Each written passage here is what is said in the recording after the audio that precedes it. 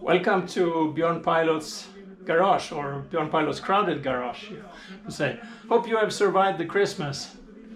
I have apparently had a great Christmas, not too much work at all during the pandemic times. What has happened since last time, I've got I passed 100,000 followers on Instagram. And if you like, you could check my account. Bjornpilot is the name, of course. We talked about what you must have in the garage, that you need a TV in the garage. I have this one. Right now we're playing a DTM 2005 in Hockenheim, I think. Very nice program. What you also need to have in a garage is a Christmas tree, and of course I have a Christmas tree. I have an Italian Christmas tree, the Bianchi, with a stand I got as Christmas present. I really like it. It's absolutely amazing when you can stand up and take care of your stuff. And the lights, of course.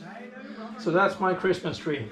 Thank you to Bike Town helping me to find this bicycle. It's perfect for me because it has Infinito has a little bit more relaxed seating position, so I can use it for many kilometers without getting pain in my back or anything. It's really good. I like it, but I haven't used it so much lately. Now the winter weather in Skåne, where I live, is plus 1, 2, 3 degrees and raining. So I haven't used the road bike for some time. Instead, I use an electric mountain bike a lot more, and it's so fun. I can go anywhere with that bike, up slope and down, and record down is 58 kilometers per hour, and up slope I can pedal 20-25 kilometers all the time. It's amazing. The range will be maybe 5 times as much as when I have a non-electric mountain bike. And let me know what you think about electric mountain bikes in the comment section. Is it cheating or are they good? I like them very much. This is my electric mountain bike. It's a Husqvarna MC7, last year's model. I like it a lot. It has gears in the back, no gears in the front, but instead an electric motor. And the battery is here. Really good. Fox fork forward and also in the back, yeah. A damper. A few of you have asked about the pictures I have on the wall here. I got them when I was engineering pilot, and we made a visit at Saab. Carl Gustav Aremark has painted them, and actually his son was in the same class as me, as I was at the Royal Institute of Technology, and they're all the planes that was manufactured at Saab. B-17, B-18, and J-21 is a pusher prop plane, and J-29 Tunan Saab Scandia, and Saab Zafir. That's a very nice plane. Go around here. I have actually flown the Saab Zafir around 200 hours. That's quite a lot, because when I left for SAS, and when I stopped flying the VIG, I was forced to stop flying the VIG because it was expensive. Then I could fly the SK50 Saab Zafir as much as I wanted, and I really did. I was, from the morning until the evening, I was in the Saab Zafir flying it, and we were 2 ship or 3 ship, and we had we flew dogfights in and out of the cumulus clouds, and yeah, we just had fun for training. It was really great. Some more planes. The SK60, which is an advanced trainer, was in the Swedish Airforce. They still use it, so it's an old plane. And here is the Saab 15-17 Supporter. I flew that because they had one.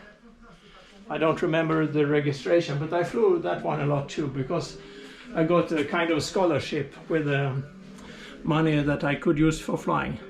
The Lansen, I have unfortunately not flown the Lansen plane. I did engine test run on the Lansen at F14 Halmstad at flight engineering pilot education. I think it was 1976, and we were allowed to full throttle and turn on the afterburner. It must have been a noise all over the city. Okay, and the Draken, I have 3 backseat rides in the Draken plane. And then of course the Viggen. I have around 600 hours in the Viggen plane. I don't have so many pictures from the Viggen period. I have some in the basement below this garage, but I will bring them forward and show you later. But I have some of them. We did a lot of low-level flying with the Viggen. That was our specialty, because I flew the fighter bomber version, the attack version, AJ. And I also did test flights on the reconnaissance versions, but I didn't know so much about the cameras, so it was more about testing the engines. And we were allowed to fly 10 meters height over the sea and 20 meters over land. And that was over the sea. It was, you could measure it because we had a radio height meter. You could see in the head-up display. And if you were below 5 meters, you could see the digit was 0. And it was, if it was between 5 and 15 meters, it was 10. So that was where you were supposed to be.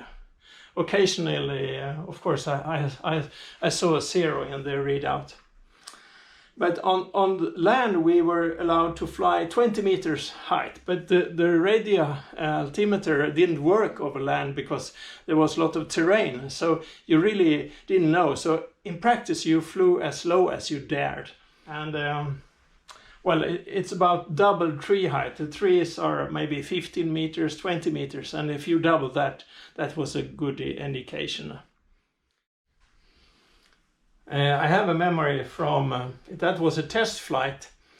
My relatives lived near the Vänern lake, and I was out doing a test flight, checking the altimeter against the radio height, radio altimeter.